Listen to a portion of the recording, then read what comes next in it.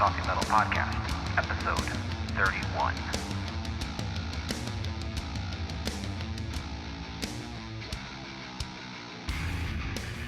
Hello everyone, welcome to the Comics Coffee Metal Podcast. I'm your host, Don Cardenas. Well, we made it.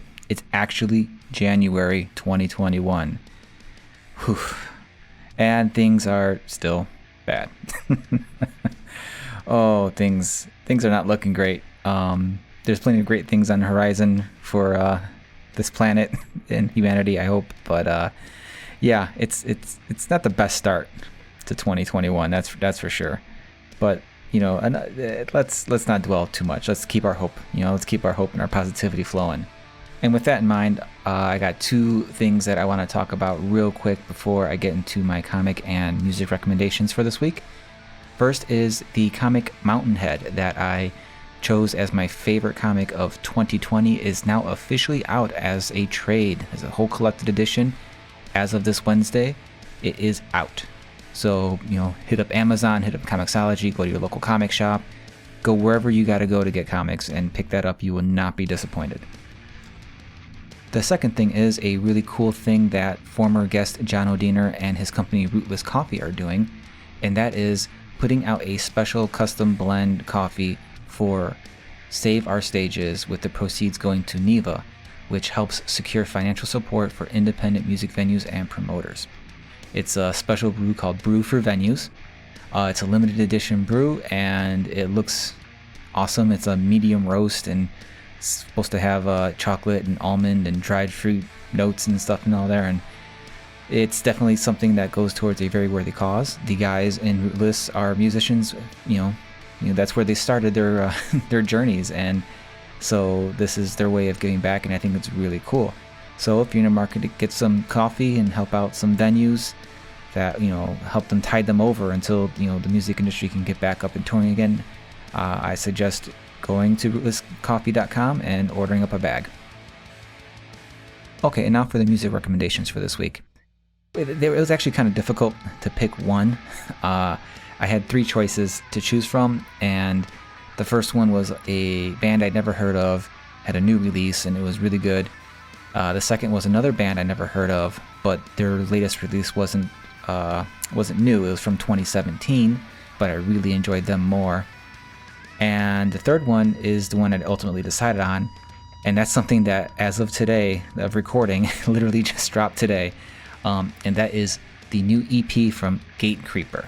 GATECREEPER is a death metal band, and I first came across them at the recommendations of the Thrash It Out podcast, and I was very, very pleased with what I heard.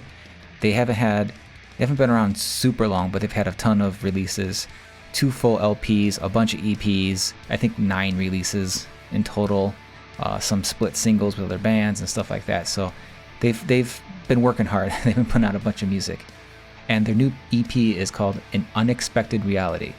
It was recorded during 2020 in lockdown, and it is a blistering 8-song, 18-minute clinic of modern death metal. There's razor-sharp guitar tones, pummeling grooves, and you just get assaulted, for those first 7 tracks, which, each track averages like 1 minute each. And then at the very end of the 8th track, GATECREEPER hits you with this 11-minute epic jam called Emptiness, and it's such a baller move. I think you got these killer 7 short tracks, and then you're just like, all right, now here's an 11-minute song, guys. It's gonna knock you on your ass. These guys are super talented. It's death metal. It's you're gonna get the guttural vocals. You're gonna get the super fast drum beats and riffs, and they throw in a lot of other influences in there too. But first and foremost, they are a death metal band. The songs are so brief, it's kind of hard to dislike any of them, and it's also kind of hard to pick a favorite. None of them overstay their welcome, and actually pretty much all of them are kind of over before you know it, with obviously the exception of the last track. So when trying to pick something to, that's my favorite, or kind of show off what the band is, it is super difficult. But again, it just came out today, but at like 18 minutes, I was able to give it a couple listens today, so that was actually kind of refreshing. But yeah, ultimately I had to go with the last track, Emptiness. It's just such a epic, sprawling song, and it's, I don't want to say it's the high point of the album or the EP, because again, it's over before you know it, and you put it right back in the beginning again, and you know, it's just kind of refreshing to not have to like endure. Metal can get a little long in the tooth, you know. So, and I love it for that, but I also am like, ugh. So I really respect the move that these guys did here, and we're like, yeah, we're just gonna pound the crap out of you in the beginning, and then we're gonna end like this. So check it out, GATECREEPER, An Unexpected Reality, and the track is Emptiness.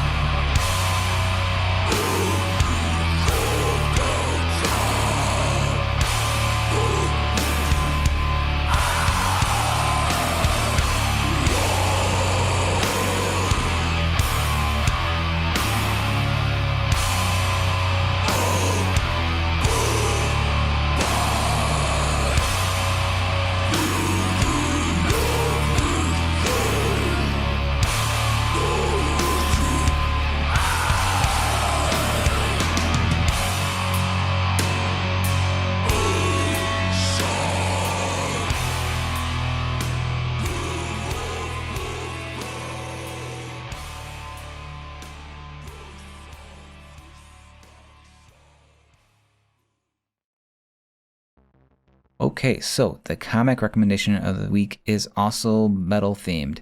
It is the first issue of True Cult. That's TRU. I already messed it up. It's TRVE KVLT. It is written by Scott Bryan Wilson, art by Liana Kangas, Gabe Contreras colors with assists by James Savage, letters by DC Hopkins, and was marketed by Jaslyn Stone. It's an independent release, and it was a massively successful Kickstarter when it came out late last year. And the oversized first issue was just recently released to backers and on their site on Gumroad. If you're unfamiliar with Gumroad, Gumroad is a website that kind of offers a lot of creators a chance to offer up digital downloads of their works, be it, you know, comics, books, you know, custom Photoshop or, you know, clip studio brushes, stuff like that, you know, photography packs, whatever, you know. So it's a really cool site if you haven't heard of that before, and it really is a great boon for a lot of creators. So the synopsis of the book is: a bunch of fast food employees find themselves face to face with a cult of lunatics when they accidentally steal a supernatural weapon. It's a very fun sounding premise for sure. And the first issue is a really great setup and look into the world and characters of True Cult. I'm going to try to avoid spoilers here, since there's a lot of great moments that are best served as it's read, and this is less, you know, these things are less, you know, full-on reviews, and then it's more like recommendations that I want people to enjoy these things, so I don't want to spoil anything or give away too much. But Scott Bryan Wilson does a fantastic job of crafting the world of our main character, Marty Tarantula Tarantella. He's the fast food employee in question, and we're weaved in and out of flashbacks effortlessly. And as the premise is slowly laid out for us, we kind of get this feeling, this huge overarching feeling of dread happening. And yeah, it's really well done. The dialogue is super smooth and natural. It really helps, you know, slipping right into the world that they're creating here. The pacing is really excellent, and there's actually a scene near the end where I had to reread it a few times because I was really engrossed following one character's thoughts as they were distracted from another conversation that was also occurring. So, mission accomplished, everybody. I'm 100% sure that was the intent, and the script and the art nailed it.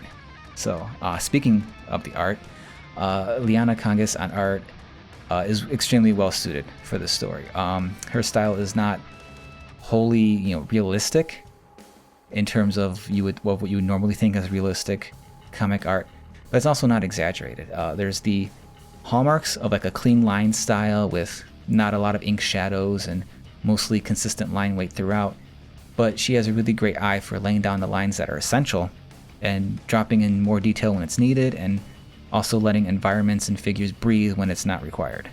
Nothing is fussy or overly busy with the art, and that's can be a criticism of a clean line style where it can just be kind of too much sometimes. Not for me, but that I've seen that criticism thrown around for that style. And but for me, her style adds a real added sense of like immediacy and presence to the story. She definitely excels at expressions and body language, and when combined with the fantastic colors of Gab Contreras and James Savage, which are nice saturated warm colors with some really good textures, it really gives the book a unique look, and it really fits perfectly with the entire premise and the story of the book. This is the first issue of 4, and I am certainly on board and anticipating the rest. So go ahead and check it out at gumroad.com/TRVE KVLT. Our guest today, as you may have gathered from the title of the episode, is Rusty Shackles. Rusty is a fantastic artist, and he's also a giant metalhead, and he's just a really great dude.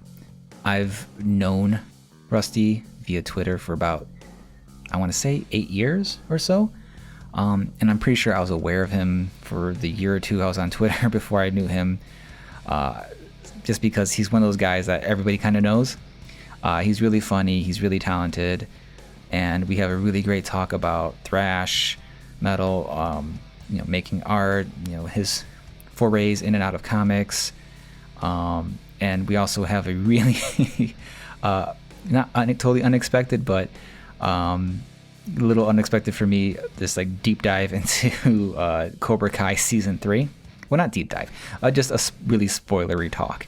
So if you have not finished COBRA KAI season 3, towards the end you might want to perk your ears up a bit. I give you a warning, so I don't want to hear if I spoil anything, but yeah, we definitely talk about some stuff that happened in the last episodes. So yeah, just Rusty's just a great guy to talk to, and it was long overdue, and I wouldn't be surprised if I'm Rusty's a perennial guest. Every year I gotta have a Rusty episode. So sit back and enjoy the episode. Rusty is on fire.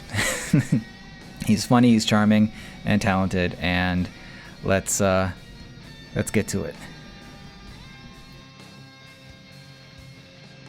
Okay, Rusty, so before we get into the official start of the podcast, I wanted to kind of bring up something that you might not remember. Okay. But you were the first person to explain to me what gent was. And that sent me down such a random rabbit hole of bands and YouTube videos that I don't know if I should thank you or curse you out right now.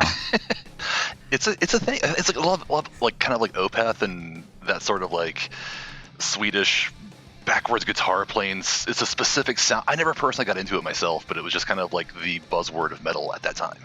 Yeah, it was definitely like at the time you mentioned to me, like it was just like at right before the cusp of where it became like an ultimate meme of things. And for people listening, gent is typically you think of a band like Opeth, but there's a band called Meshuggah that really defined it a bit more, and it's really just really percussive based.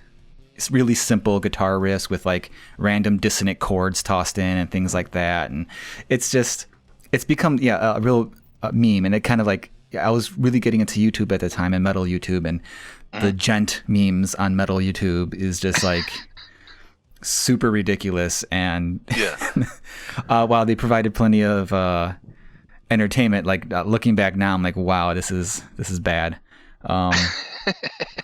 But no, yeah, it was just like so random for me because again, I consider myself kind of learned in terms of like metal genres and stuff, but at that time I'm like, what the hell is gent? Like, well, I think too around that time, like I was really into Decibel magazine. I actually won a contest with them. Like I got like a whole bunch of CDs. It was for Municipal Waste's Fatal Fury when that came, or I'm sorry, the Fatal Feast when that came out. And so like I was like, I need to learn more about stuff. And there was all this weird stuff that I hadn't heard of, and that was just one that popped in my head. I was like, oh, okay, that kind of landed on my radar. So but yeah, like there was a lot of stuff I didn't really need to even be into, or like it was just kind of like I know about this now, and it's just to be part of the joke and be part of the conversation. But yeah, it was a much more for me. I was way into the scene and learning about everything I possibly could, and spent so much money learning about albums I don't listen to now. So Yeah. All right. Well, I just wanted to bring that up. Air my grievance, or thank you again. I don't know. I still don't know, because there's plenty of stuff I listen to. I'm sure is considered death gent or whatever. Like, I don't know, man.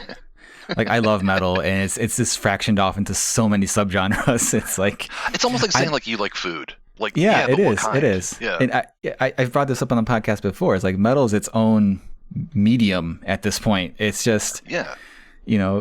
You could say Judas, early Judas Priest is metal, and then you can bring out this like blackened death metal, which is like inaudible, but there's just some nasty shit going, some terrible lyrics. There was a documentary a couple years ago, like that, like kind of like broke it into different houses, and like it made sense once you realize, like, okay, like this happened here, but then Venom came out, which kind of started black metal, and so on and so forth, and you kind of see like the tree branch work out, and then you can kind of explore those branches, Yeah, and that's part of the fun of metal too, because it's like there's a metal for every mood, so to speak, in every genre and every occasion. Yeah. But on that topic, I know you like certain kinds of metal, and so I want to know what other certain kind of things you like. So, Rusty, comics, coffee, metal. What are you digging right now? So probably metal obviously is gonna be the easiest one to go with. I don't buy as much as I used to. I used to be way more active because I had at my job I could do a lot more listening to metal. Now I can just watch things. Mm-hmm. So I end up watching more Netflix than listening to music. But yeah, like so far, I mean, my favorite one this year has been The Raging Wrath of the Easter Bunny by Mr. Bungle. It's a recreation of their demo tape, but with Scott Ian and oh shoot, I'm blanking on his name, the original drummer from Slayer. Dave Lombardo. Yeah. So it was kind of like Mike Patton, Trevor Dunn. They were dumb kids making a thrash metal album, and they didn't know what they were doing. And then Scott Ian and Dave Lombardo came on and were like, "You were doing the right thing," and they remade the album. It's freaking amazing. I didn't know they were involved as well. I'll have to check that out.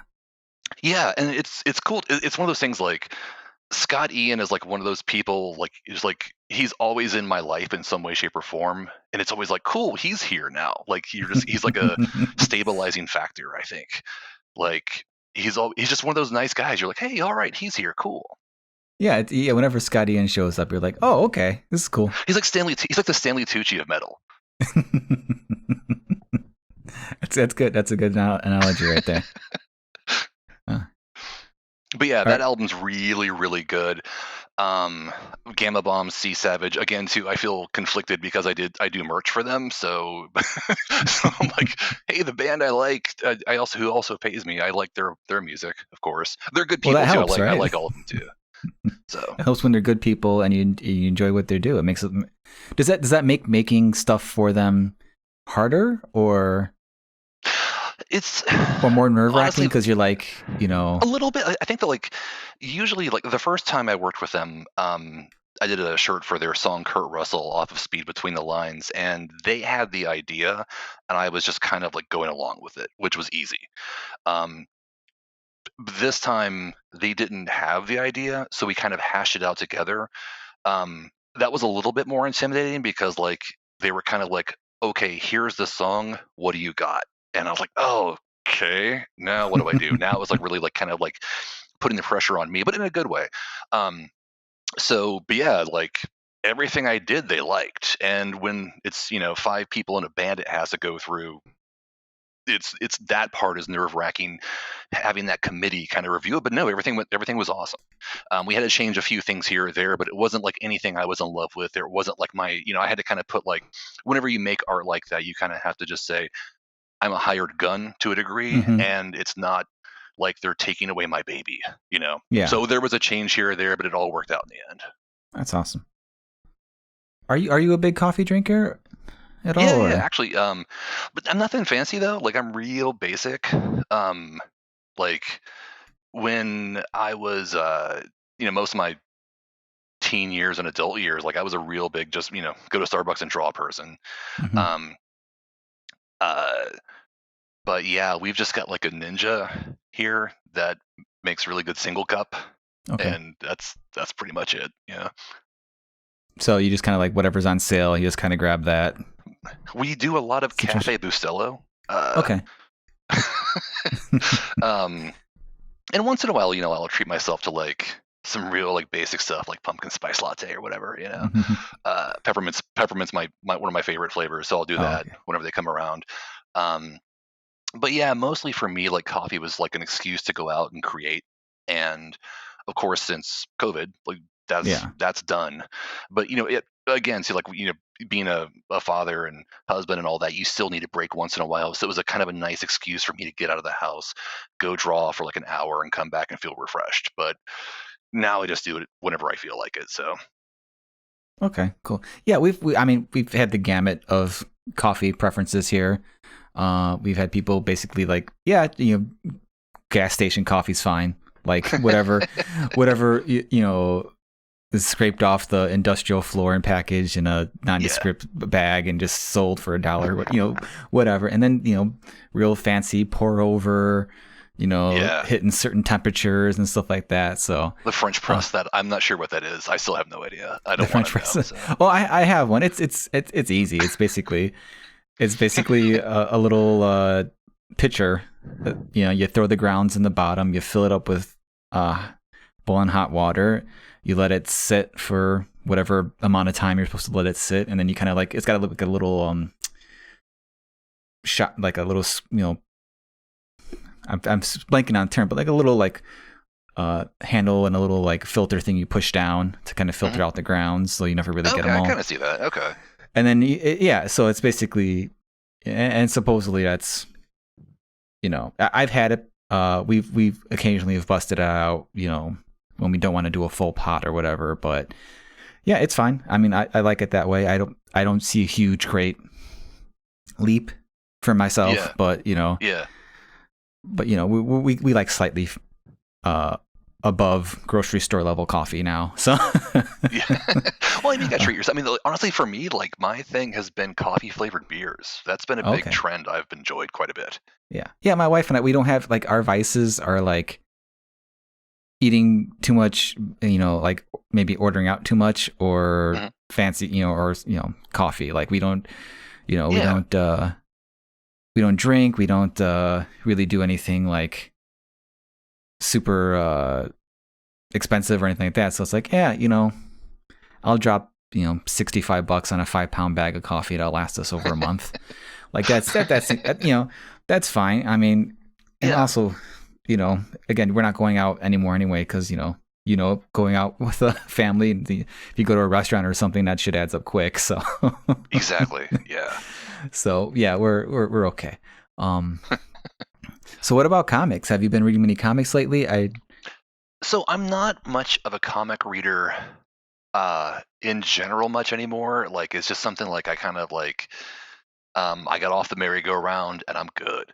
But I will say though, like I'm very excited that Comixology had a Marvel Masterworks sale, because there was a lot that because like I kind of mostly skew from like old school Marvel to like 25th anniversary with like the cover that had all the people around the banner. Like that's like my sweet spot. I mean, I think I probably stopped reading X-Men like when Willis Portacio had taken over, give or take. But like that was like my era of stuff. And when I was started working, doing some stuff in comics about 10, 11 years ago or so, I'm mostly kind of like, there's people like I like and follow, like Jeff Parker's one. I really enjoyed his Batman 66. Like I'm more of like a certain book reader than I am like a comics reader. My son actually learned to read using Jeff's Batman 66 comics. Oh, that's awesome. So the weird thing is like when I was a kid, this is maybe 80, 81, Marvel was doing Marvel Tales, which was reprinting Spider-Man. Mhm. So my first Spider-Man was the first Spider-Man. It was like the very beginning. Yeah, So that like me too. Me too. yeah, I've always been drawn to like the Ditko era. I like the Romita stuff, not quite as much as the Ditko. Yeah. But yeah, the one that I picked up, Marvel Masterwork, I picked up, I didn't expect to read and love was the Deathlock one. Oh. It's surprisingly good. And again, like for me, like I love the whole kind of I almost want to say it's really a VHS comic. Uh before VHS was a thing almost, because it came out like 75, 76, I think. But yeah, it's about a dystopian future, and it's a cyborg soldier, and there's cannibals in the subways. I'm like, okay, this is a movie I would watch.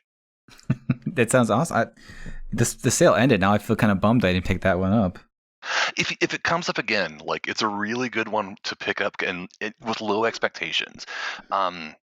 The thing that surprised me though was how, and again too, I'm not accusing anyone of plagiarism, of course, but like I believe Alan Moore refers to it as the creative unconscious, but Todd McFarlane probably dipped into the creative unconscious for Spawn, because the origin is almost verbatim.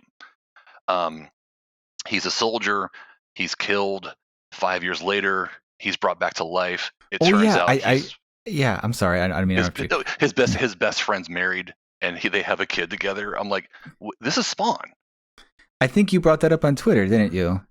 This sounds very familiar now. Like, okay, yeah. When you see it, you're like, yeah, this is like one like John Leguizamo away from being Spawn, dude. Oh man, I was so pumped for that movie when it came out. I don't think I've ever watched it. Like, I was a big Spawn kid back in the day, but I don't know, something about it was just like, not for me. I don't know how old you are, but I'm 38, so like I was at the right age for all that nonsense. Well, so, I'm 44, so I'll be 45 this year. So okay, so not too far off. But yeah, my first comics were the Marvel Masterworks, like the digest size ones from my older brothers had around, that were all like the Ditko era Spider-Mans. Those nice hardcovers from back in the day? No, these were like digest beat the shit. Oh, okay. And I think we had 3 of them, I think, and one of them was like ripped in half. Mm-hmm. So like I was always losing the other one, like trying to find it whenever I would want to reread it and all that. And then I didn't really get into steady comics until like, I guess my X-Men era is like just post Jim Lee, like Executioner Song. Oh yeah. That whole crossover that happened right after all the Image guys. Jay Lee era, I think, was in. Jay Lee was on X Factor. Greg Capullo was killing it on X Force. Mm-hmm. Andy Kubert had just taken over X-Men. And Adam. No, it wasn't Adam Kubert. Adam Kubert wasn't on Wolverine yet. I think Adam was on Andy. Adam or Andy was on Wolverine, I think. Adam was on Wolverine, and that was my jam when he was on Wolverine. But he wasn't on Wolverine. Oh man, Silvestri had a killer run on that. Silvestri and Hama, man. Silvestri and Kubert, they're like my main dudes. Like I have trouble drawing Wolverine because whenever I draw him, it doesn't look like those guys. So I'm just like, why am I going to bother drawing him? Like it doesn't look like Adam Kubert or Mark Silvestri, right? Which is a stupid thing for me. That's always funny to me too, because like there's certain characters like I always associate with a certain artist. So like for me, like my Wolverine's Adam Hughes, or I'm sorry, not Adam Hughes, Arthur Adams. Oh, okay. Well, yeah. It's like it's hard. Reflexively, if I think of Wolverine, I think of Arthur Adams. Yeah. I think Arthur Adams, and to another extent Jim Lee, like those are the types of guys where it's like they're so good. And like their takes on every character are like, yeah, that's what that character looks like. Yeah, like that's them. Yeah, but it's like it's so far like beyond the scope for me of like, I guess being like a choice as opposed to like no, that's what the characters are. So like when I see that art, it's like I can appreciate it and I can really enjoy it. But it's like there's a more disconnect for me in terms of like actually loving it. Because when I see like a Silvestri Wolverine or a Adam Kubert Wolverine or You know who else did a really good job? I like Mark Texeira's Wolverine. That was yeah. That was just like so weird, and like that whole like storyline he was involved in was so like crazy and random. He did a really good one, but and I think Leinil Yu had a really good Wolverine back when he was really. I never liked when I he was never really a liked his Wills Spider-Man, guy. because his Spider-Man looked like he was about to cry. Every single time, it was just like he was about to like whimper. So I just never. But like everybody else, I think he did well. So yeah, well, I really liked Leinil when he was more of a Whilce Portacio kind of. I don't want to say clone, but like when he was really heavily influenced by that style.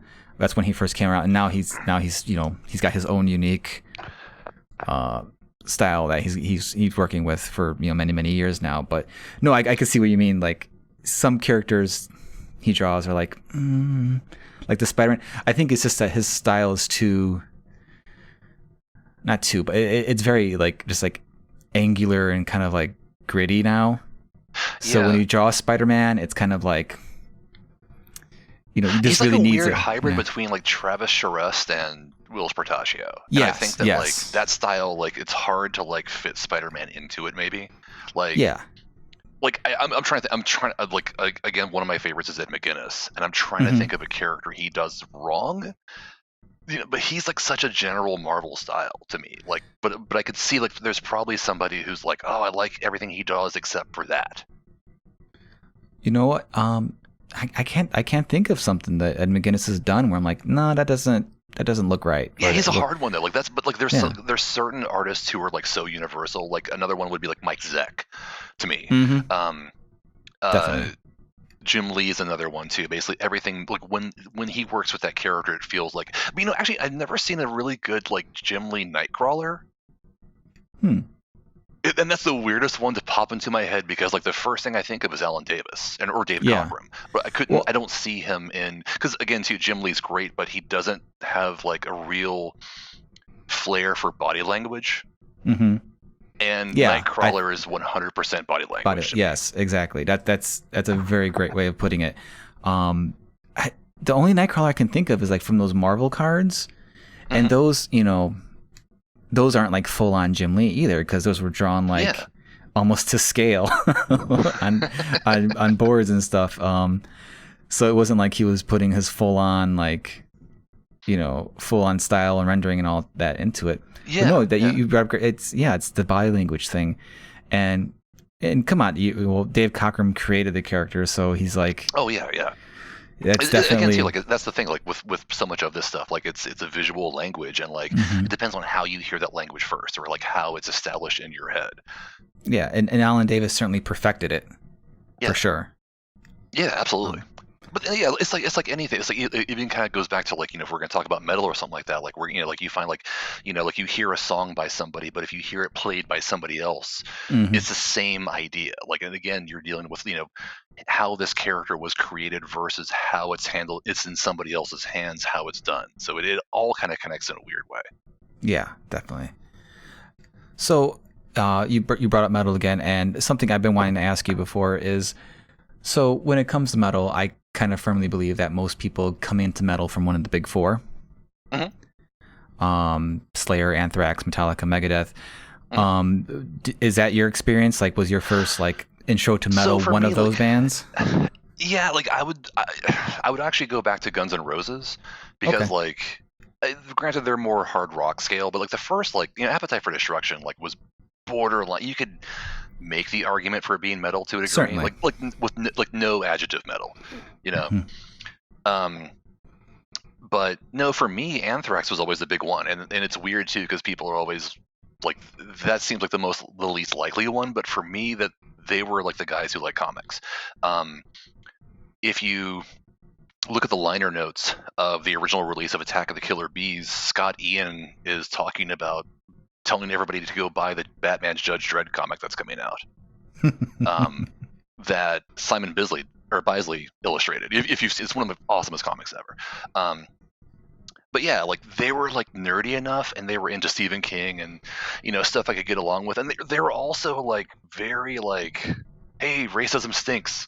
We're also cool with rappers. Like, I'm like, dude, these guys are cool as hell. Yeah. Of the big four, they were the first ones I saw live. Okay. The weird thing is I saw them with John Bush on the Sound of White Noise tour, and I love it, of course, because he's a it's hard to put how I can put this. He's a better vocalist, but I think Joey is the band. I think he fits my idea of Anthrax better. With John Bush, it's a very great band. But yeah, the first time I saw them live was in 94, 95, the Sound of White Noise tour.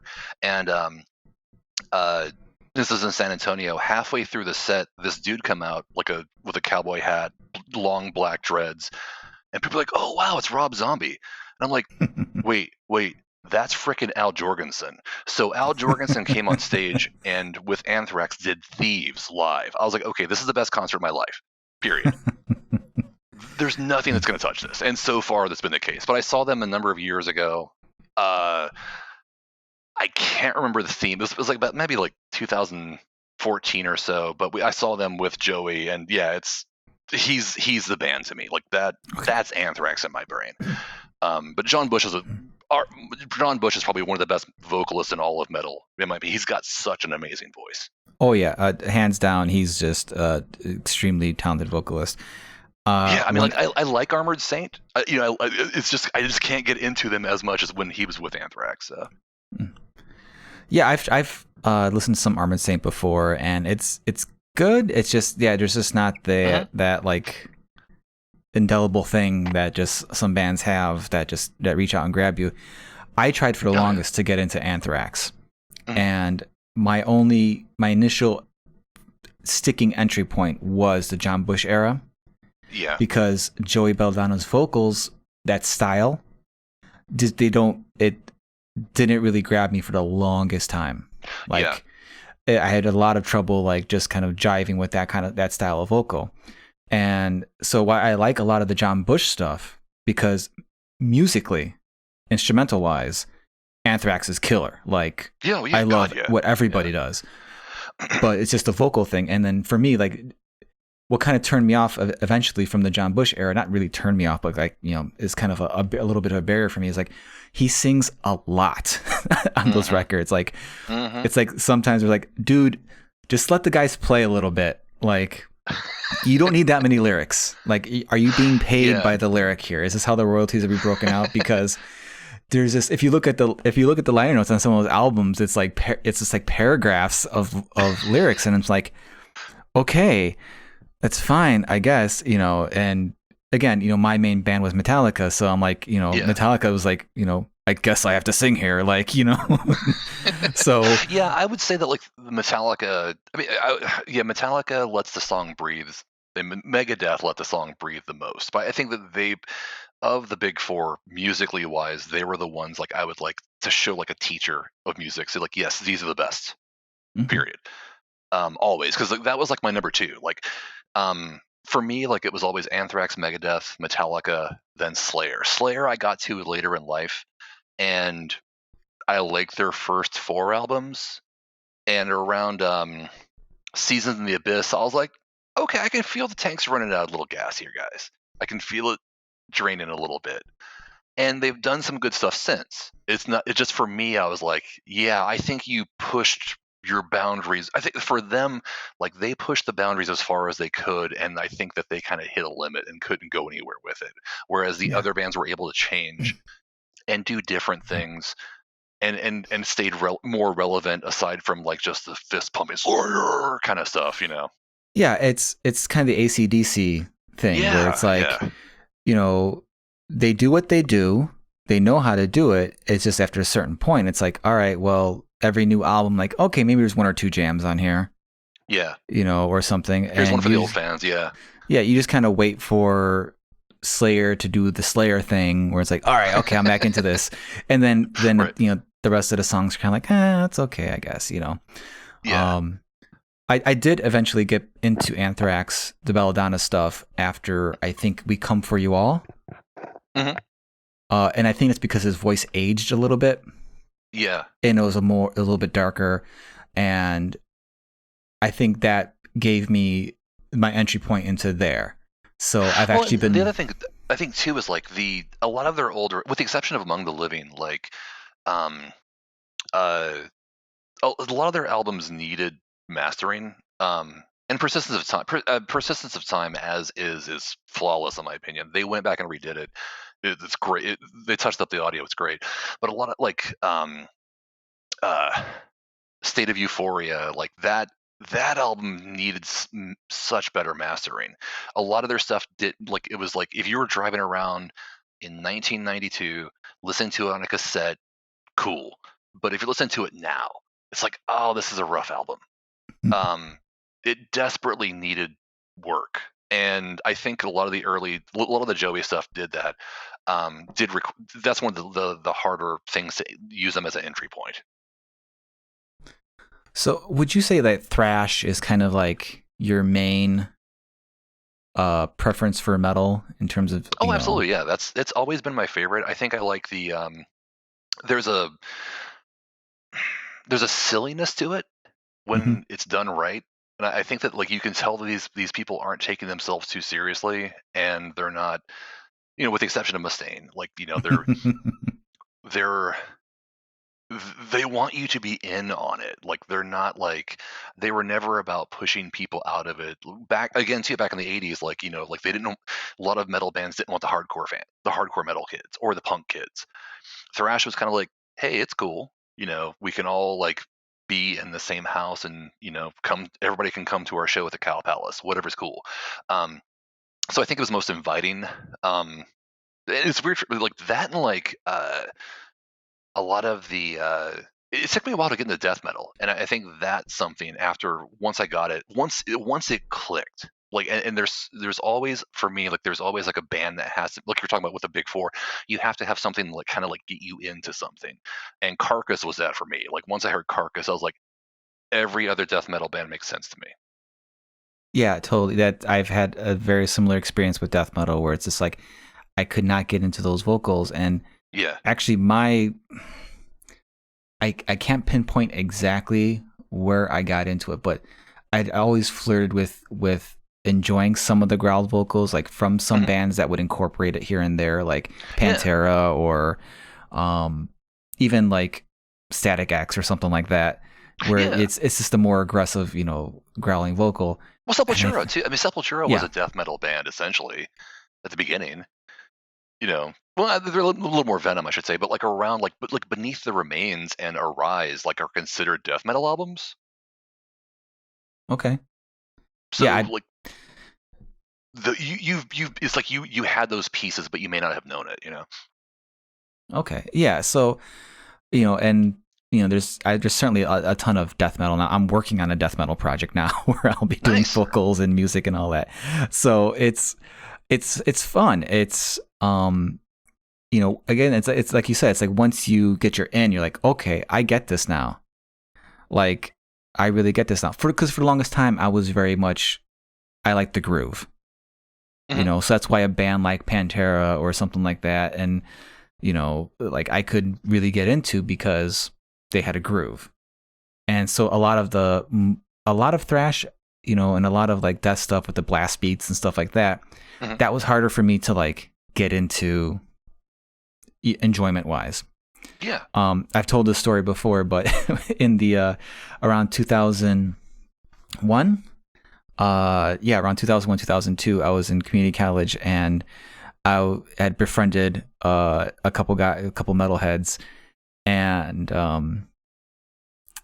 there's a one guy who was in my speech class, and he was like total, like, he was from like Sweden or whatever, and he was this like total Swedish metal, like, he was like telling me all this stuff about like all these bands, and like, oh, have you heard of this band, you've heard of this band, and he like showed me a picture of his room, which was like filled, like, it was basically wallpapered with CDs, like CD cases and all that, and he's like yeah, I buy all the metal and I make copies of it, and I just put the original one on my wall, and I'm like, okay, cool. He's like, oh, you want me to bring a couple? Maybe you like them? And I'm like, yeah, cool. Like, yeah, sure. Bring a couple CDs, burnt CDs or whatever. He brought me 27 CDs, and they had like the songs written track by track, and the band. I'm like, all right, this is fucking creepy. I realized it was his backups, and I guess he was like obsessive about doing backups, so he had like two of them. So he's like, yeah. I'm like, okay, and I kick myself because I gave them away to other people after like I just can't get into this, and a lot of it was a lot of death metal, and I'm kicking myself because there was a lot of death, a lot of what's a side project he had, Control Denied. Oh yeah, Chuck Schuldiner had, and just like a lot of bands now where it's like I'm recognizing them and I'm like, oh, okay, well now this day and age I'm like, okay, I can just stream it off Apple or whatever, but it's like, oh wow, I kind of wish I kept that. Well, like like if you like the groove stuff, like for me, like the one that like clicked with me was Obituary. It's like Obituary is like Obituary and Autopsy are borderline doom metal, because like I think a long time ago I posted some meme about like, or I posted something like the little the gal from the like the taco, the hard shell and soft shell commercial. Oh yeah, why not both? Yeah. Because I was like, I want a death metal album, I want a doom metal album. Why not both? And here's an Autopsy, like Autopsy shit fun or something. But like, yeah, because like, but like those bands, like it was like, okay, now I kind of understand where they're going with this because of another band. But yeah, Death was another one I had to come around to a lot. I think for me, like I've also known people who were into them who were not good humans. And that's a big barrier for a lot of stuff too. That took me a while for like Slipknot or something like that. It's like all the guys I knew who liked Slipknot in high school were douchebags. Like But what's weird though, because like I'll listen to like a Sirius XM's Liquid Metal, and I'll be listening to a song, and I'm like, this is pretty tight, this is pretty awesome. Who is this? I'm like, oh, it's Slipknot. Oh shit, I should have. Why have I like? It's like again, I always use like the image of Pee Wee and the Snakes on Twitter, of things like I know I don't want to like, but I know I'm going to break down and get it at some point. That's awesome. But yeah, I was trying to think the yeah. So again, see, like I always had to have like people get me into some certain things, but I think for me the last few years, like I think I've been more into like kind of like the borderline rock metal bands. There's like Holy Grail was one that blew my mind a number of years ago, and I've seen them live 2 or 3 times. I've met them; they're all super cool dudes. But yeah, it's just kind of like I really need something to like get me out of bed and start my day off and sing about swords and dragons, and but not like Dragon Force power metal stuff. Like I need like some sort of earthiness to it. It's a weird thing to describe, but like yeah, they were ones that like really got me into other stuff. But there's been a lot of like Noctum, NOCTUM, In Solitude, went back and discovered Candlemass, that kind of thing. So yeah, it's something like you can really get into and never come out of, and I don't want to. So no, it's cool. There's a band I think you might dig in that vein. They lean more towards like just traditional, like early '80s type metal. But Haunt. They're definitely metal, but they're definitely more rocky. Yeah. They're definitely in that vein, and it's as much as I love metal and all that too. Yeah, there's definitely, it's like, okay, well, you got to branch out. I have a pretty wide berth when it comes to what I enjoy musically. So yeah, it's not always all metal all the time, but I've definitely trying to come back around to listening to more metal, just because there's just more stuff out there that I'm realizing I've missed, or sorry, it's just more stuff out there that I've been realizing that I've missed, or I just haven't given its due. Like I do episodes with the show where I'm like, okay, well, I've never listened to Machine Head before. Yeah. So let me go back and listen to Machine Head's catalog. And it's like, okay, I love Machine Head now. Like, and like I just did the Dio Sabbath stuff, and and I can definitely enjoy that now. So, and actually, Mob Rules is like a top song for me. Like that's one of my favorite Sabbath songs, but I still think like classify it as like Dio Sabbath. Yeah, it's not that it's lesser. It's just different. Ozzy Sabbath for me. Like you say Black Sabbath, I think Ozzy and the gang there. Yeah. But there's definitely even like there's the album they did that was entitled Black Sabbath in the late 2000s, because legally they couldn't say Black Sabbath, but it was everybody Yeah. with Dio, and it was called Heaven and Hell. It's the Devil You Know is the name of the album, and that is just a killer album. Yeah. Like that's like if you put Black Sabbath on there, it would be a classic Black Sabbath album. Like it's I would say it's better than 13, the actual last Black Sabbath album. But like what's the one there's the like Never Say Die. Never Say Die. The track is good. The rest is I don't. oh yeah, recall. the later Ozzy stuff is real rough. Like, is it Technical Ecstasy the one with the two robots pistoning on each other on the escalator? Like, I don't even know that album. Like, yeah, I listened to it once, I think. I'm like, all right, I've done my due diligence. Like, here you go. Yeah, I listened to it. So, and actually, it's funny because I have a list of bands. I'm like, okay, I need to check out this band. I need to, do a deep dive on this band or whatever. And one of them has been mentioned already. It's the band you do work for, GAMA BOMB. Yeah. Oh yeah. And as much as I've seen you talk about them and how you do work with them, it's like I haven't really sat down and it's like given their discography a good hard listen. So I was for what it's worth, as a Citizen Brain is like the easiest entry point. It's very geek friendly. I tell people like it's a very silly, fun thrash metal album. Very like they have a song about Final Fight in the Court of General Zod. Like you can kind of tell. I mean, I don't want to hang nerdcore on them. And again, I feel bad because I did a lot of nerdcore work, a lot. So like I'm not throwing them under the bus. I'm just saying like it's nerdy, but it's not nerdcore. Okay. Yeah, it's just like seeing you bring them up a lot. I'm like, I really have to give this band its due. But you mentioned, they have a song based off the video game Final Fight, and switching gears a little bit from metal to art, you do a ton of video game retrospective art and all that. Oh yeah. Like, is that something you kind of really pursued, or is it kind of something you kind of fell into? It kind of was something like I was always into. I think that around the time I was ending my my comic side, I was starting to do like it was I wasn't as much of a gamer as I was beforehand, and here's some real life talk. I basically ruined a relationship or two because I was such a hardcore gamer. Like I was a dude playing online all night with my friends and ignoring everything else in my life. So if you're listening, ladies, my bad. But it worked out it for all you worked out in in the end. Yeah. So I wasn't as much of a gamer at the time, and I kind of had to like wean myself back into it slowly so I could maintain my relationship with my awesome wife now of nearly 11 years. And fortunately, one of my friends, Matt Clark, was doing some freelance work for OneUp.com, and the people there were wanting to do some work because they saw my work on Comics Alliance. So I was doing a feature there with Chris Sims called The Great Comics That Never Happened.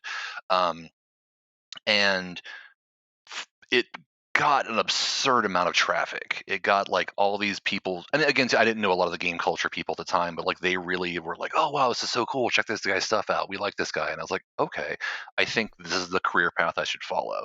And I think I've got like enough of a sincere appreciation for the genre and the games that I do artwork for that they know I'm not just like, "Hey, I'm going to come over here and make money off of you." They know, no, this big dumb nerd plays Golden Axe still. He's played Altered Beast to completion multiple times. Like, I hope they feel that at least. Like, like if I'm making a piece of game artwork, it's not because I'm trying to capitalize on, like Overwatch or Undertale, whatever's like the big hot, And so for me, like it's been awesome. Like it's been like the focus of my quote unquote career for the last 10 years almost now. Is designing like game characters or anything, like is that something like kind of like on your bucket list art wise, or it'd be cool. Like I think I like doing a package. I would love to do a video game package art of some kind. Or something that's facing like I do the covers for the majority of the Hardcore Gaming 101 books, but I like the challenge of being the person who has to help sell the book. A lot of people are going to just buy it anyways, because it's an outstanding staff of people making books about games they love. Cool, but to be the face of that on Amazon and make people who may not be interested stop and say, "Wait, what's this about?" That for me is a very fun challenge. And it's something like I really, I don't take it for granted. It's weird because it's not like it's some world shaking gig, but for me, like, it's been like a huge deal. Um, I also worked with another writer earlier this year on a Street Fighter book, and I got to pour 30 years of Street Fighter love into doing that cover. Like, it was like, no, this is my chance. I'm going to take the wheel and I'm going to take you to where you need to go. It's almost not about me to a degree. Like, I'm trying to get this book I'm making the cover for in your hands, into the hands of other people. So, like, doing that for a game would be a huge deal. Like, I would love to do the game cover that's on PlayStation Network or whatever, Xbox Live or whatever. So if people are like flipping through, like, wait, what's this book? Or what's this game? This is some cool art. What's this about? That would be cool. That's awesome. Yeah, I totally get like the feeling you had where it's like, doing a Street Fighter cover or something, like where it's like, yeah, this is beyond me drawing this for my own personal enjoyment or my own like goal. It's like, no, I have a mission here. I have, right. You got a call from a higher power, Capcom, to. Well, the weird thing is, because it's all unofficial. I mean, it's all Yeah. but again, too, it's it's journalistic. It's not like we're not making fake Street Fighter comics. We're we're saying here's a journalist, which is fair use and all that. But at the same time, though, too, it's very flat. It's weird. It's annoying, but also flattering when like people assume my stuff is official artwork. Because I've had like fly-by-night T-shirt companies like sell like my Nintendo Pro Wrestling cover I just mock up. They'll sell that on a T-shirt, and I'm like, hey guys, please don't. And they're like, oh, we're sorry, we thought you were the official artwork. And I was like, thank you, but no. And also I guess you can get away. I guess you can get away with stealing official artwork too. I don't know. So. Oh yeah. So you mentioned briefly that you've done some comics work before, and so was drawing comics something that was like your main artistic drive, or was it just kind of? Teenager, yeah, like it was when I was a teenager. It pretty much was. I actually got published very early on, and I probably shouldn't have been. Just skill wise, like I was very much an image kid, and I did some work for Antarctic Press, who was in San Antonio, where I was living at the time, and very basic, very kind of like, I mean, they basically let me write and draw whatever I wanted to do, and it was fine, and it was a decent enough learning experience. I also got chewed out in front of the entire staff by Ben Dunn, the creator of Ninja High School and Warrior Nun Ariella. So that was some fun humiliation, but he wasn't wrong. And like I seen him since, not long after, and it wasn't anything bad, but it was one of those stories I could at least say like, hey, yeah, I got my art kicked in the teeth. To like say like, yeah, and I needed to improve. Like he wasn't wrong at all. So like I actually got to do some of that as a kid, and every opportunity I ever had since, something would backfire. So it was like one of those things I was like, I kind of took it as a message. Like I was kind of like the writings on the wall. There was a moment in 2000 where I had sent my portfolio to NEC Comics, the people who make the Tick. And they had me draw a whole like submission for them or whatever. Like, cool, hey, we can't wait to work with you. Great, cool. And then I got the submission like, hey, this is awesome. We're going to call you in 2 days, and we're going to have you start on this book. Here, we're going to send you a script. I was like, cool. Then they said they had an office fire, and they had to like cancel all their plans for the book I was drawing. I was like, that's okay. Yeah, so for me, it was a lot of like stepping in and like people kind of saying this isn't going to work. The last few gigs I took on were for for reputable publishers. I'm not going to be sour, but um, it was like cool. This every time I get so close, there's so many warning signs. And for me, I want to make art to be happy. And if I kept going down that road, I definitely wasn't going to be happy. And there's people who do it, and I support them. You know, I'm friends with a lot of comic book artists, and I hope them all the success in the world. It's just not for me. Well, that's a very mature and, you know, rational way to think about it. Is there anything that would get you back to doing comics, even if it's just one thing? Like if you had the opportunity to do like a Street Fighter comic, or or just do something that's like a heavily, you know, that draws like big influence from the stuff you love. Yeah. Is that something that would ever bring you back? I think time-wise, for me, like it's hard to like do sequential art anymore. Like it's something that I really have to stop and focus on, and I can, you know, I'm an adequate storyteller. You know, the comics I've had published, people, you know, mostly praised and all that, didn't really have any negatives to take away from. So it's something like, it's a different mindset. Like if I'm trying to sell you on a single image versus telling a story on a page, I'm not sure if I have that skill set, but like if it was a pinup or a contribution to something, that's something like, you know, I would probably enjoy. I think the last published work I had was I did a pinup for Alex DeCampi's Grindhouse through Dark Horse.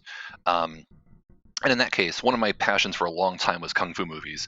So, and she knew that. So she let me do she was doing like a lot of fake Grindhouse movie posters in it. So I got to do a fake movie poster of Shaolin Romeo versus Wu-Tang Juliet. It was a lot of fun, and I put a lot of obscure Shaw Brothers references in the picture and went online the next day and explained it. No one had any idea what the hell it was. But I just wanted to tell you. I just want to tell you that I know about the Mermaid's Tale in the 10 Tigers from Kwangtung kind of thing, you know? Oh, that's awesome. So, you know, being a, you know, kind of a pretty music heavy episode so far, I still have more questions about music, and you know, you were definitely inspired by comics and all that, and you became an artist, and, you know, that's, you know, your career at this point. Would you ever have like a pool to like, you know, learn how to play music? Or actually, yeah, I did dabble with bass for a few years, and I was terrible. So, but no, so the kicker of this is actually my mother is a extraordinarily accomplished piano player, mostly classical and country. So I grew up in a very musical house. Like I remember as a kid jumping on a trampoline to Waylon Jennings, Lukenbach, Texas. You know, that's one of my favorite songs of all time. But yeah, so I was raised in a very musical house. They saw the art and let me go with it. But yeah, I dabbled with bass for a little bit, and I could do. I never had the talent to figure out like learning the music or learning what notes I was playing. I could mimic bass off of, and this is gonna. Old heads might remember this site. Do you remember Olga? Olga? No, Online I don't. Guitar Archive. Online Guitar Archive. Maybe. Yeah. I don't know. Yeah. Go ahead. I'll say my piece after. Yeah, like it was like basically kind of like here's the tabs for music, and it was really basic and all text based. But so like I kind of would like learn how to mimic from there, because I was like, I think I learned how to like do like a couple of like Mr. Bungle riffs and stuff like that off of it. But I was, and after a while I was like, yeah, I'm not good at this. I gotta call it. I gotta pick a hobby and stick with it. How was it? My earliest recollection of guitar stuff online, I want to say it was around 97 and 98. And I found out you could get like tabs or whatever, and a buddy of mine was like, "Oh, can you find like this Soundgarden song or whatever?" And I remember printing it out on my little dot matrix printer, with the little tabs on the sides, and just like, I don't know if it was Olga though. Possibly. I can't imagine there were being a ton of resources at that time for that. But yeah, I definitely got into music after my art had waned, after my interest in art had waned in the middle of high school. So I could see, definitely the, you have all this like energy, and it's like, I'm not great at this. I got to focus on this. I'm going to do this thing now. So. Well, but it's weird too. But there's people who are like great at it, who are great at both now. Like John Baisley from Baroness, like just the most amazing artist I've seen in the last 20 years. He does all of the work. Are you familiar with Baroness? Oh yeah. Okay, yeah. Like great musician, and just an amazing. He does all this artwork for all these other bands, Kailasa and Kvelertak. I'm not sure how to pronounce it.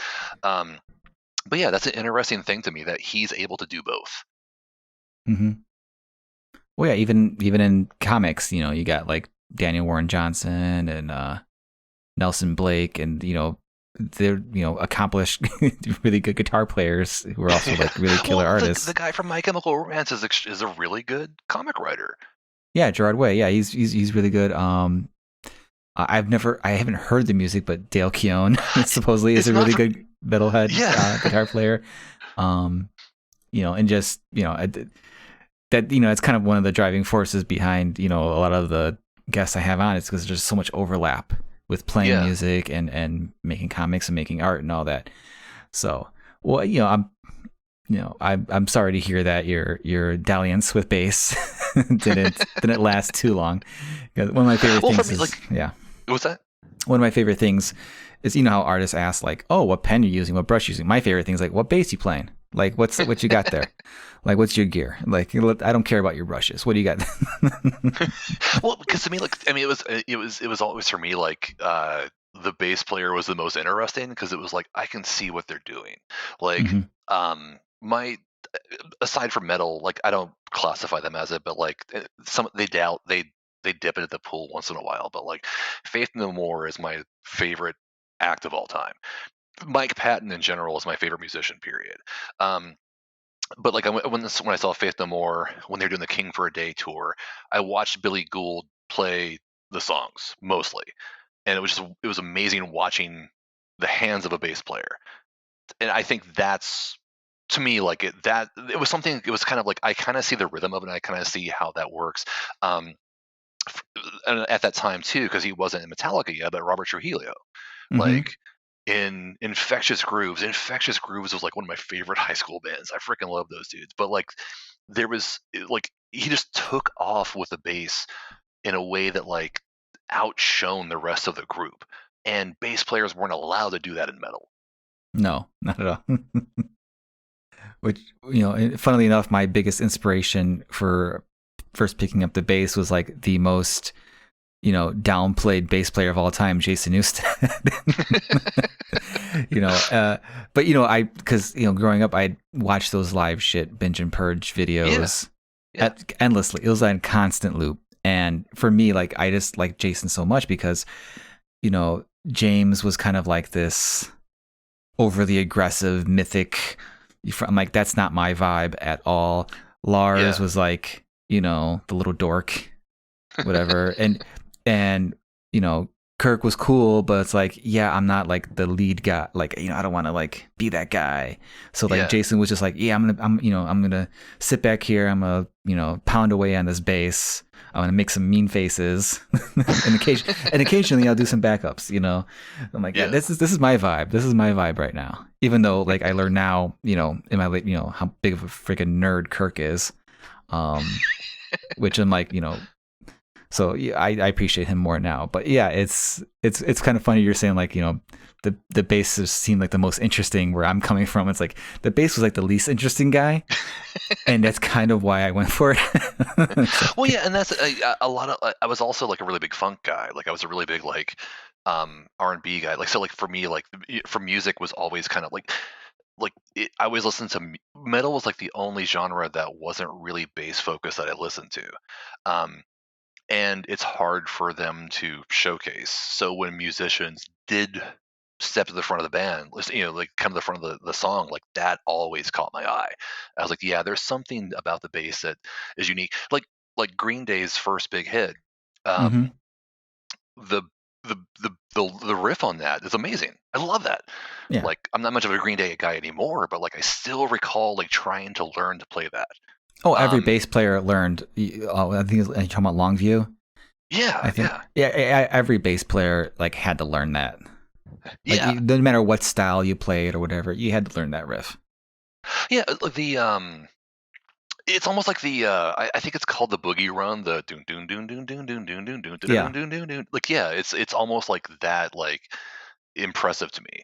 I also saw Reverend Horton Heat around that same time, and I saw the bass player like tear it up on a stand up, and I was like, oh Hmm. wow, this is just such a cool instrument to me. So Have you ever listened to The Living End? mm-mm. Oh, I think you'd really dig them. Okay, They're an Australian group. It's kind of like they're AC/DC like in terms of just it's three guys playing the shit out, and it's very simple in terms of like what they're doing, but they have a stand-up bass player. It's very hard rock-ish, but also has a lot of like that. You can tell like they were influenced like kind of like the Green Day stuff and like that, but it's not overt. And they kind of have like those sing-songy melodies, kind of like something like a Dropkick Murphys or something like that. yeah, Yeah. okay, They're oh god. Roll On is the album I think that I got into them with. I think it's their best album. And okay. that's just it's a really good album. I think, it's very much it's not metal, though they definitely have some like they have a song called Carry Me Home where they go into a riff where I swear it's a Pantera like homage because they're playing a Pantera riff at one part, and the song's about drinking too much and having me carried home. It's like these guys have to be talking about Pantera, right? I just added them. I just like looked up one of their videos and added to my YouTube watch later. So Yeah, I will definitely watch later. definitely check that out. I hope you dig that. But yeah, I'm definitely gonna have to have you back on at some point. Maybe after I do a deep dive into GAMA BOMB. Well, because I say like around, I think that like when I really got into them, like there was like a real pop break, a little bubble breaking with them, Municipal Waste, Toxic Holocaust, Evil, a lot of like really good modern thrash. They called them re-thrash because they were kind of like oh, they're bringing thrash back. Let's label it and kind of codify it and make it something we can understand and minimize to me. And I was like, no, these guys are awesome. So there's a lot of bands who popped up around that time who are still around doing really good music. Like Municipal Waste, especially, like they like Iron Reagan is like their crossover act that is phenomenal. The Bat is another one. There's so many that can go in, but again, too, it goes back to the tree branch thing I think we were talking about earlier. So yeah, like I've never heard the term they're re-thrash. definitely like once you get into this, you will just keep digging and find more acts to love. Yeah, definitely. Yeah, there's definitely no shortage. Like it's ridiculous. You can just go on Bandcamp these days and just find killer band after killer band like you've never heard of, and it's just like, for people just like who maybe have like 200 followers or something like that, but it's like, man, these guys are really good. Like, this is ridiculous. There's a fairly recent band, my favorite album of last year, this band called Orbit Culture, that they're not thrash, but they're very, Gojira, Metallica mashup influenced. And, they aren't huge, but they're getting huge. And it's like, wow, I'm so glad I came across these guys, because it's like, they're on the cusp of they're on the cusp of like writing their great album. Yeah. And it's like, just, I can feel it. Like when I listen to this band, like I love the album they had out. I'm like, yeah, they are definitely working towards something. Like their Master of Puppets is on the way. Yeah. Like this is coming soon. So That's awesome. Did I hit you to? I think it's Critical Solution. Yes, you told me. I think you're like, oh, you might like these guys. They're kind of like Ride the Lightning era Metallica. It's like, do you like Metallica? You'll love these guys. Yeah, they're good. Don't get me wrong. I mean, it's very much. I was trying to remember the name of them before the show, because I'm like, there's other bands. Like I was like scrolling through all my music, like, what was the name of that band? And it's like, yeah, and I definitely scrolled past it because I'm like, what was the name of them? And it's like they're kind of like the early Terry Dodson to Adam Hughes. Okay. I love Terry too. Don't get me wrong. I'm just saying, like, yeah, like they very much, like, you can see where they got everything from. No, yeah, they're really good. Again, it's just like there's so many great bands. It's like, how do you even find the time to listen to all this great stuff and then go back to it and listen to it again? Like, that's kind of I guess the downside of having access to all these different bands. Yeah. Yeah, I kind of miss, like, having to, like, hustle to find a Faith No More Australian single that has a certain version of them playing "We Care a Lot" live with Mike Patton vocals, and this version Jim Martin does a different guitar solo than he's ever done on that song. Like, it's annoying to have to track it down, but when you got it, it was like, oh man, I feel special now, because, like, yeah. I did the work, I did the footwork to get this piece of music. Now there's like 5 different versions of it on YouTube, and it's like, all right. I still remember, like, just if I wanted to listen to new music, I had to go to a store, and I had to like go and I had to hope that whatever metal albums they had out on the ready to play earphones that now in a pandemic is like, oh my god, that's terrifying. Yeah. Right. like how do I listen to this? I remember very distinctly, what band was it? 6 Feet Under. They covered Back in Black, like the whole album. Mm-hmm. And I just remember very distinctly, there's this store in Chicago called Rolling Stones. I grew up in Chicago, and you would go there, and yet they would have, it was mostly metal and stuff. So, but they had that album out. I'm like, Back in Black, that's AC/DC. I'm like, Venom, like, oh, they made it more metal, probably, or not Venom, 6 Feet Under, or whatever.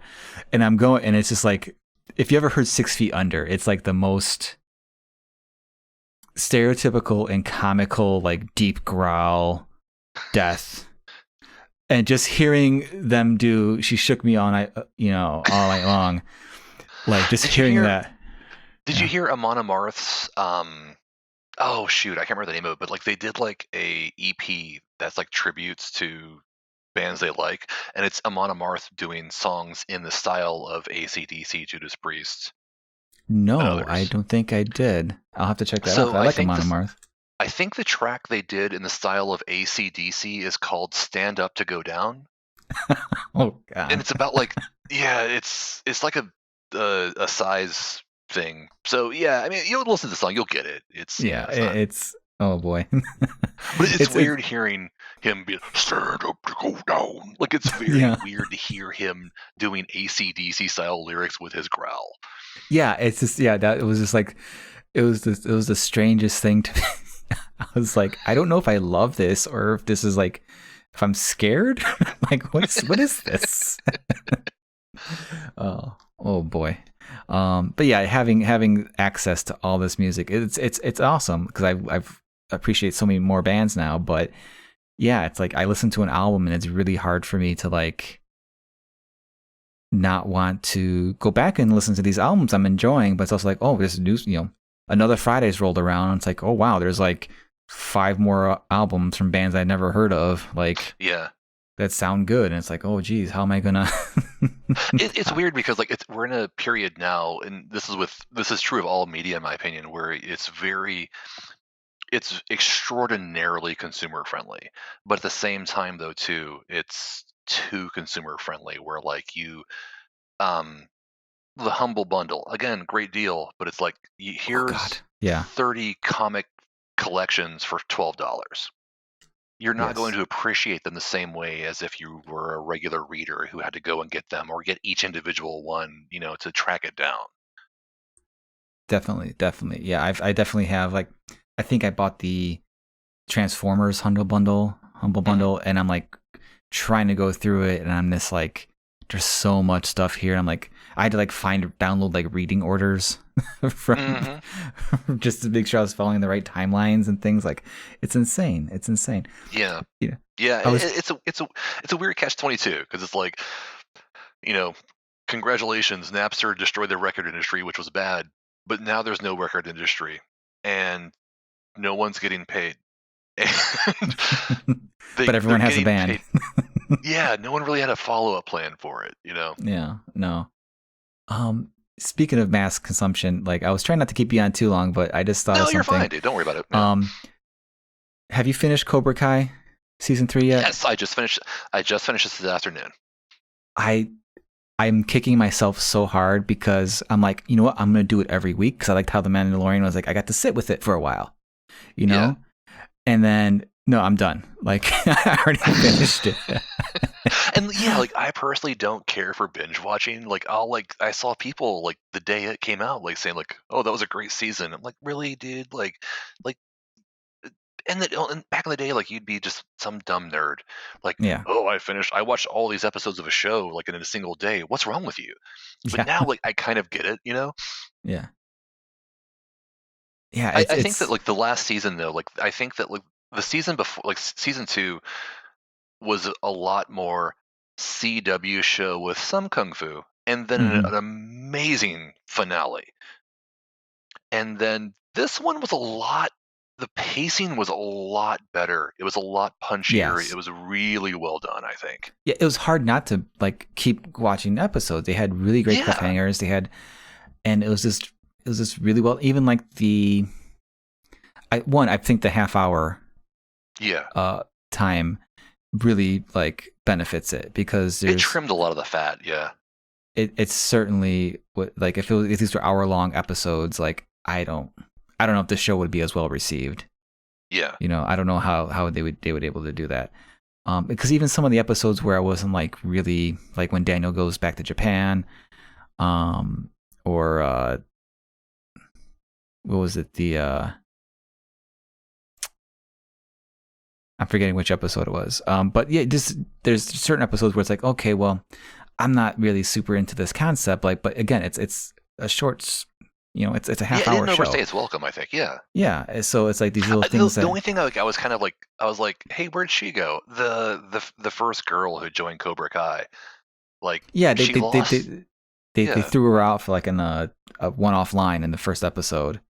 I was like, hey, I liked her. She was fun. Aisha. Yeah, there you go.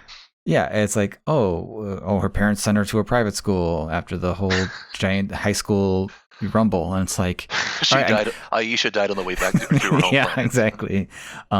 They state, you know, they stated, I think I saw an article where they stated like, well, she's not like the character's not gone, but like maybe it was a cost thing for the season because they're adding more people, or they probably wanted to put more focus on that dynamic between like, you know, Miguel and Sam, and then like Robbie and Tori, like getting that dynamic going.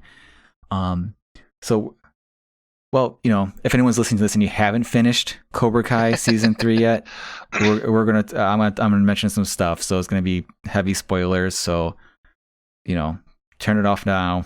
I'll see if I think of it, I'll put a timestamp so you can and cut it in right now so you can just skip. But so what did you think of the Hawk coming back? I was pretty stoked for it. Like when they did the sound effect and everything, I was like, hell yeah, dude. Yeah. Like, I was like, all right, dude, good. Like it's fascinating to me because again, too, like it's not so much my thing anymore, but like I was a really big Hong Kong movie guy. Like I've got in the garage I'm in right now, I have almost 400 Hong Kong DVDs. It was my passion for the longest time. Again, going back to the mass consumption thing, now that people can just like, oh, you like Challenge of the Masters? I watched that on Netflix. Whoa. Like, yeah, I had to fight to get like a original English language dub version of it with subtitles, VHS. Yeah. So like it makes it no longer special. So it's something I don't really go into that much anymore. But like the way they did this, like I think for me, the fascinating thing about it is how like these kids are getting into so much trouble and fighting and brawling, and nothing's happening to them. Yeah. There's a concept in Hong Kong movies called the martial world, where once you are at a fighting level of a certain degree and you have these battles, it doesn't matter what the law no longer matters. Like you can't be touched. You're in a different sphere of existence. And I think it's fascinating seeing them try to rationale that with these kids just being some kids in California. And they really tried to do that this season where they're like, oh Mhm. yeah, this person assaulted this person. That's all right. It's kids. What are you gonna do? Like, oh, we'll put the tournament back on. You guys need somewhere to do it with rules and regulations, and it's like, no, that would never happen. Like, half those kids would be in juvie. It's Yeah, It's cool. Yeah, Kreese would be arrested. Daniel-san would be arrested. They'd all be arrested. It's just insane. But it's I awesome. appreciate that. Like they've really, because the original movie, like I think the series tries to answer the flaws of it. The kind of like the Daniel using a legal kick and all that. But I think that like really it is a pretty pure kung fu movie where the character comes into the movie with no training, so to speak. He says he has some, but like he learns. Like when the character walks into a movie and leaves it a different person, that's a kung fu movie to me, and it fulfilled that. The series is really playing around with some of the concepts that are native to these movies, and that's why I've really been surprised how much I enjoyed it. Yeah, this for all intents and purposes, this series should not work at all. Yeah. Like, it's not like everyone is really, everyone's commenting like, oh wow, the performance is like, no one's really acting their ass off on this thing. Like, let's be honest. Like the whole I'm from the '80s. I don't understand 2010 things. It's like, come on, Johnny. It's like it should be like a one-note joke and done. I love it. He has a computer with Windows XP. That's awesome. Yeah, it's just those little touches, right? Or like he's like trying to pawn it back, saying the battery ran out. It's like, did you plug it in? Like, it's done to such a degree to where it's like, yeah, any other one would just have like a couple of throw off jokes, and all of a sudden he's tech literate and all that. But it's like, no, they just like keep hammering in, like he just doesn't get it. Like, he doesn't think about again, that kind of stuff. I, as a metal guy, like I appreciate the notion of the healing power of Twisted Sister. I'm like, cool, I'm with you. So I want to give props to Dee Snider for like singing live on that cameo, because any other band they would just had like a taped version or whatever, and you could tell he was definitely doing, and he's like into his 60s. Oh, absolutely, yeah. At this point, so I was like, go for it, dude. Like, you got it, man. So, it's when as soon as that scene where Johnny's like, can I borrow him for a few hours? I'm like, what's he gonna do? And then when they were going down the hallway, I'm like, oh, they're at a concert. Like, I know exactly what he's gonna do. So, but no, yeah. But yeah, I'm surprised how much, because it's weird. Like, I'm a big fan of Comedy Central's The Bonfire. Well, no longer Comedy Central's The Bonfire on Sirius XM, and they were big fans of it when it was on YouTube originally. So like they were talking it up nonstop, and no one really cared until it became on Netflix. Then once people got on Netflix, they were like, "We've been telling you about this whole time." I'm like, "Yeah, you guys were right." Like I almost wish I got whatever the YouTube Premium was for it, because it's one of those things. Like, I'm like, I want to support you with money, And that was the main reason why I didn't watch it to begin with, because I'm like, I'm not going to pay for YouTube Premium. Yeah. So I'm not even gonna entertain this. And then once it was on, even if I heard it was terrible or whatever, like when it dropped on Netflix, I'm like, okay, I'm gonna watch this now. Like, because we're close enough to the age where like I grew up with those movies. It's cool seeing the callbacks and stuff like that, and setting up, Terry Silver coming back for season 4 and stuff like that. I wonder if they're going to bring back that other guy. Oh, what was his name? From the actual guy, Daniel fought at the end of 3. What was his name? Oh, shoot. The guy I always thought... All I keep thinking, I'm just waiting for Hilary Swank to come back. They said it's canon. They said that movie's canon. So who knows if Hilary Swank needs to slum it for a little bit? Who knows? To blow the budget for an episode. She just hasn't done bringing much her in back. a while. Maybe she'll take it. I mean, Elizabeth Shue came back. Spoilers again too. You guys should have listened to when he said spoilers. So Yeah. So, and that was cool that she came back and they kind of gave that kind of closure for it. And how she's giving them shit about how stupid and ridiculous they are and all that. So, and of course they end the series on like a Phil Collins song. It's like how again on paper this should be like the most ridiculous stupid thing. Like, no, what are you doing? You guys are trying way too hard. This doesn't work. But it's like, no, it's just like completely enthralling and entertaining. It's just ridiculous. It's like you're like happy to see like friends reunited and things like that, and it's like, yeah, it's not afraid to. It's cheesy. It's a cheesy concept, but it's not afraid to eat that cheese. And I'm like, cool, go for it. Definitely. Like, you can like. I think that like sometimes like things like this may have come across like this, just like key dangling. Like, hey, look at this. Look at what we're doing. Hey, this doesn't. This like goes into it and accepts like, no, this is the world that it's in, and we're just gonna keep running moving. And it's strange how it works. I can't think of many things that have been like a return to project that work as well as this have. No, definitely not. And it's kind of like what you mentioned before, chat with Thrash. It's like it's aware of itself. It's a little silly. It's not taking itself entirely too seriously, and I think that definitely is the main entry of endearment for this thing, where it's just like, yeah, we know it's ridiculous. Like, we know these kids aren't going to be like karate masters after a couple months doing all these things, and but let's go. I'm not a huge kung fu movie guy, not for any other reason than I never got into it. Yeah. But so it's kind of cool hearing your perspective of it, where it's like, oh, I'm seeing all these like, kind of like, for lack of better tropes or like ideas of that being kind of applied to this world, where the first movie was probably considered very realistic in terms of events and like cause and effect and actual things that would happen, and then the second one was kind of it was steadily getting more insane. But it's and that also follows a pattern too. Like, Hong Kong sequels are usually bat poop insane. Like, they don't make any sense. So Karate Kid 2 does make a little bit more sense than a traditional sequel, because like if you've seen like Iron Monkey, great Choi Hawk. I know I've got that wrong. By the way, I've had 5 mouth breather IPAs, so bear with me. But yeah, so that's a Donnie Yen movie if you've never seen it.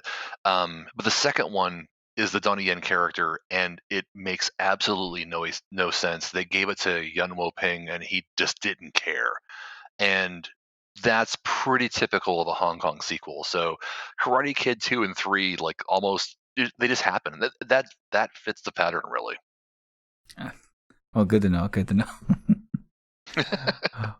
Well, sir, I've again really enjoyed this talk with you. Yeah, definitely.